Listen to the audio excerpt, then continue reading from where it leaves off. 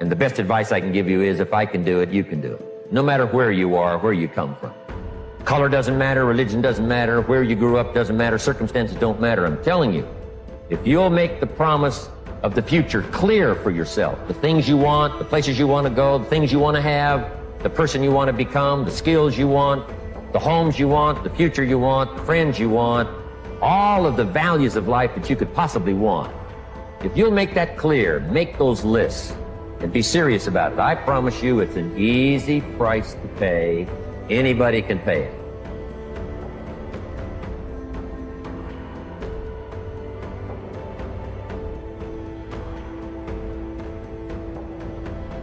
He who says he can and he who says he can't are both usually right.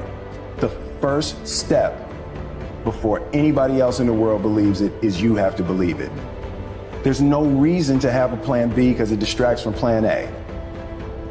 You ain't never gave 100%. And in order to knock on the door 100 times, you're gonna have to get 120. Get up out of here. You can't do this. And you're gonna have to fight and fight and fight and fight. And most of you won't be successful, not because you can't do it, but you can't outlast your old you long enough to get to your new you. You see, many people say they want to be great, but they're not willing to pay the price of greatness. Are you willing to do what most people are not willing to do?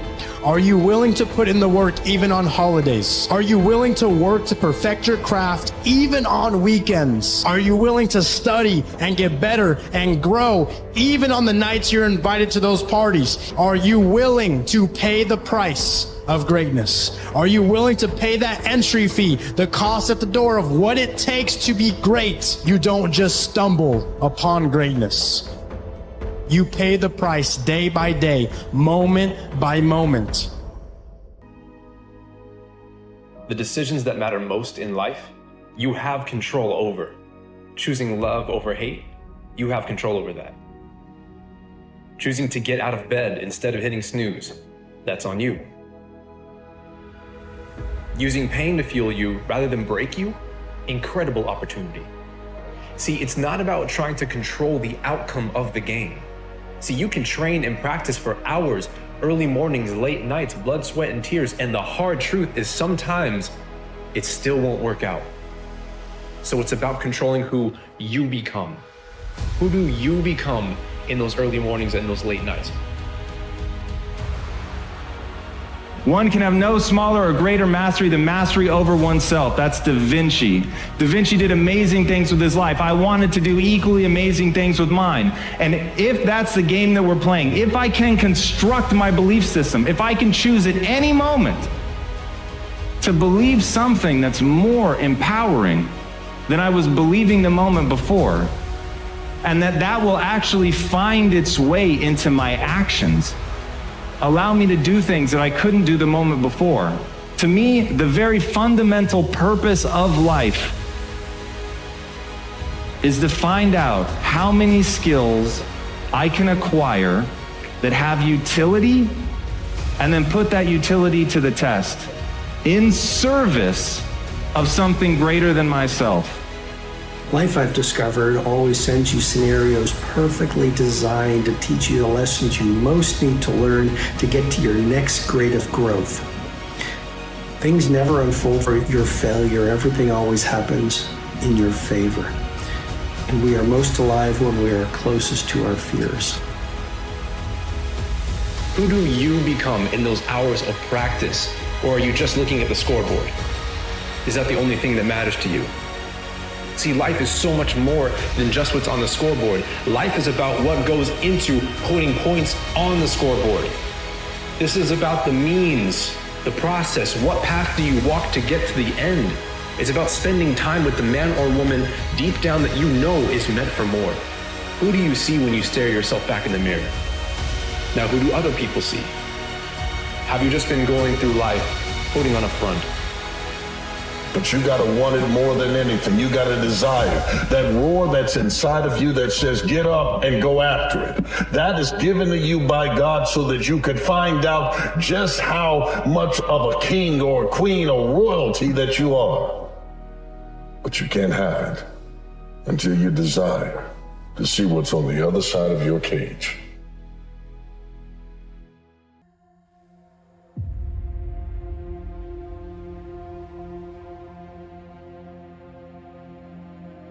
So there's only two things that control the quality of your life. Please jot them down. For the rest of your life, you want to remember.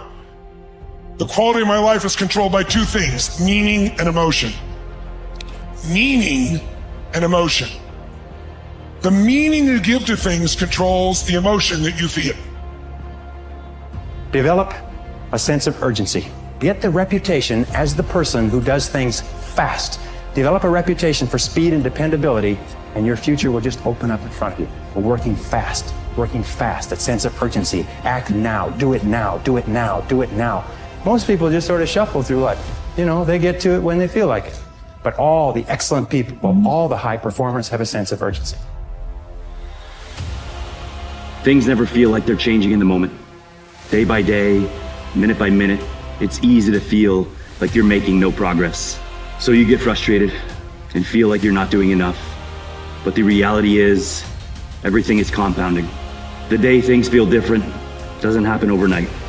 The miles you have to overcome aren't conquered in one step, so just keep moving. All of us walk around with stories about our lives. Why choices were made, why things went wrong. Stories are the way we make sense of our lives. But what happens when the stories we tell are misleading or incomplete or just wrong? Well, instead of providing clarity, these stories keep us stuck. The way we narrate our lives shapes what they become.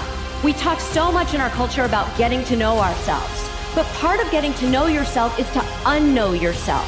To let go of the one version of the story you've been telling yourself so that you can live your life and not the story that you've been telling yourself about your life.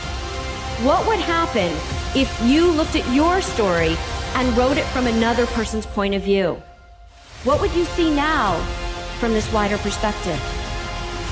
Just keep on going down that path of alignment, that path of truth, that path of love and authenticity and gratitude.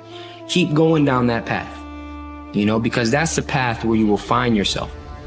Once you understand that you can control the future of your life, it gives you the single most powerful emotion that you can feel, hope. And most people live in a state of quiet desperation. They can't pay their bills. They don't feel healthy. They wake up and they're anxious. So why are these things taking place? And if you can address that and understand that if you want to feel different, you must believe that that which you want is already yours and that time-space continuum just has to catch up.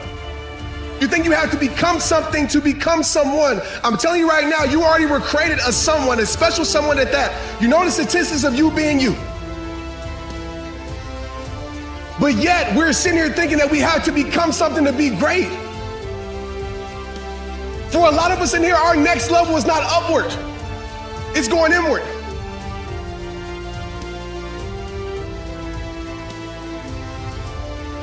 I think the biggest disability that we have as human beings is unbelief. Everything starts with a vision, and the man without vision dies. 1 second can actually become an eternity. That's how much you can flex. You can hesitate for 1 second to get started on something, a workout, a project, a task, something that you know you should do. You can hesitate for 1 second. That 1 second of hesitation, all of a sudden it turns into 5 seconds. And then 10 seconds. And then 10 minutes. And then just like that, you drifted into the eternity zone. 1 second became an eternity because something that was gonna happen is now never gonna happen, ever. If tomorrow was not a guarantee, how far would you push? If you thought that today was your last opportunity to ever do the thing, how far would you go? How far would you go? How fast would you run? How much would you sacrifice knowing you're never going to lace it up again?